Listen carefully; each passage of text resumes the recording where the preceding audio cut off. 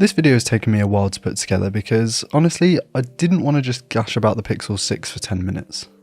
It's taken some more thought than usual to look at this thing objectively, and I'll get into that later on in this video. This though, thanks to Benjamin Aboagi, is a look at the now sub £300 Google Pixel 6 a little over a year after its release.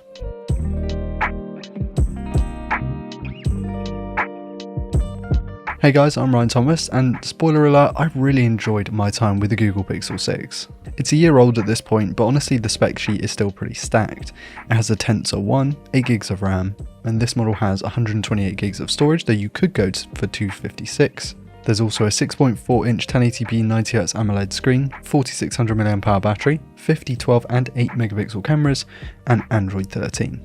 All of that for under £300 is a fantastic deal on the used market, but actually it's the combination of the hardware and the software that make this thing so good.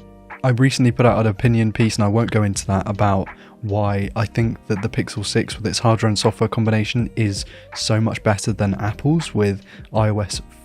Which iOS are we on now? Whichever iOS we're on now, on the iPhone 14 Pro, it's just not as good. But enough of that, let's talk about the Pixel 6 hardware, because it looks and feels incredible. The camera visor on the back reminds me of the legendary Pixel 2 XL, which can only be a good thing in my eyes. The grey colour looks clean, but actually I really like the kind of coral, and that's probably the one I'd go for if I was buying one of these. The flat screen is a pleasure to use. The curved edges compared to the flat ones of the iPhone feel infinitely more ergonomic, and that glass back isn't just for show. Google is offering 20-watt wireless charging with this. The buttons and USB-C ports still feel very clean and good, a year after its release. Doesn't feel like it's deteriorated. The haptics are a little weaker than I thought. The Pixel 2, 3 and 4 had better haptics than this, it's just plain and simple. And actually, the in-display fingerprint scanner wasn't as bad as I was expecting. I was expecting it to be a buggy mess, and I'm sure it was on the previous generation software. But on this software, it seems to run a lot better than I thought, and actually is at least up to par with the OnePluses of the world, if not, maybe not the Samsungs. If not, maybe not. If not the Samsungs. Also, I have to say I really like the squared off corners of this display. So there is still a slight rounding that you'll see there, but they're comically as round as something like the iPhone, where it just feels toy-like. The aesthetic of the Pixel 6 is incredible. The 6.4-inch screen is just the right size for me. It's great for gaming, watching YouTube and general social media browsing. It's definitely not the best screen I've ever used on a smartphone, and it probably won't blow you away, but it does get plenty bright, looks sharp enough, and is pretty smooth as well. A very good screen for sure, even if it's not a world beater. Running the show is the Tensor 1 chip, Google's first mobile SoC. Under Android 12, it wasn't great and didn't perform as well as I think some expected it to, but under 13 it does feel at least tighter. Maybe that's got something to do with the actual software itself and not necessarily the hardware, but it feels more married together well. Married together well? I'm sure that's aided by the plentiful 8GB of RAM, but what really surprised me was the gaming performance, and I don't remember the Pixel 6 Pro, which I reviewed a few months ago, running Genshin Impact as well as this did. I had to go back and re-watch my review to sort of gather my thoughts on it, and yeah, it performed well. I'm not sure why I was expecting this to perform poorly in gaming, but actually yeah, really impressed me. It's not a gaming phone per se, but you're going to be able to play pretty much any game you want on this thing, which is nice. Android 13 has seemed to have transformed the Pixel 6 series, which is really nice to see. As I said before, they were quite buggy, a lot of people having problems with them, but under this software, it looks really good, feels great. I haven't had a single issue with mine, which is amazing because I've had it for like 2 weeks now, and usually within those 2 weeks I'll get an issue on my iPhone. I get a bug with this once a week, but with the Pixel 6, it ran perfectly. I could not ask any more of it. I also love the way that this skin looks. I think with this hardware and software combination, this may be my new favourite skin. Just aesthetically it looks great, and of course there are so many features to go along with it as well. The amazing always on display, the what's playing thing, all the camera modes, it's just so nice to have. I did say that I wasn't going to gush about the Pixel 6 all video, we'll get to that. I didn't think the battery life was too shabby. It's okay, it's decent, it's usable. I found that this would get me through a full day with sort of 5.5 hours of screen on time. I hate the screen on time metric. For some context, I use mostly Wi-Fi, about 50% brightness, and mostly social media usage, maybe watch a YouTube video, 10-minute YouTube video in there, but nothing crazy. But As you guys probably know, if you're regulars on this channel, I never really use my phone for more than 2.5 hours a day.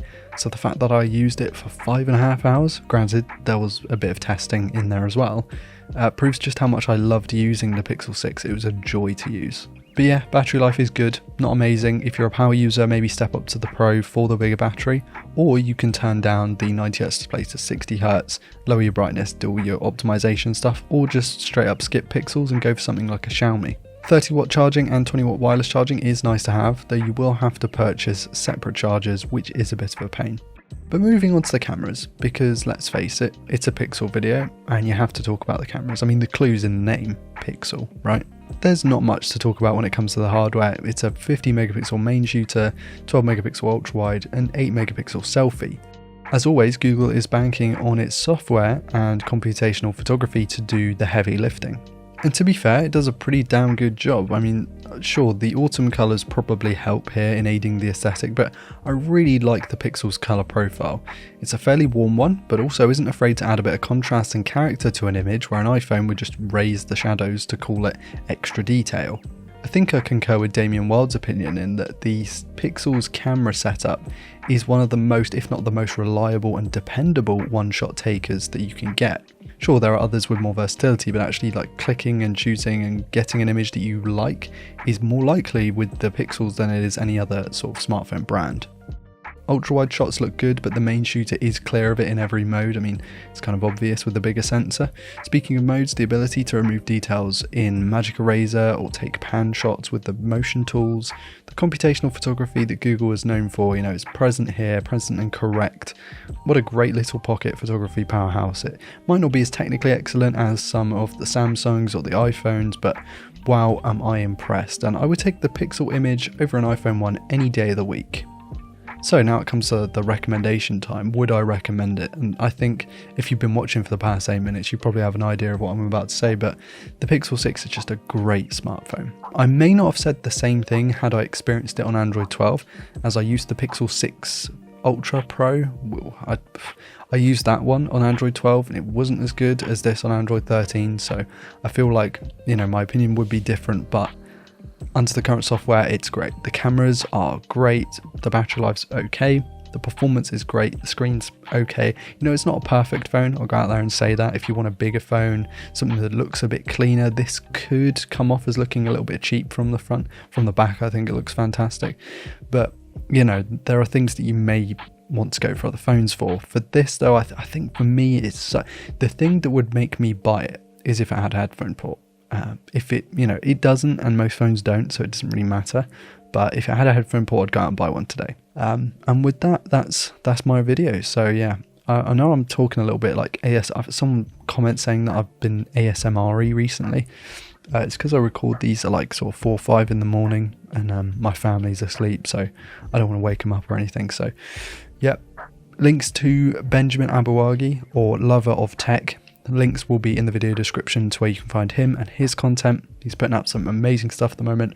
Really proud of him. He's just doing bits. So do check out his stuff, and all my links will be down there as well. I want to give a massive shout out to my patron for being continually supportive. Thank you so much.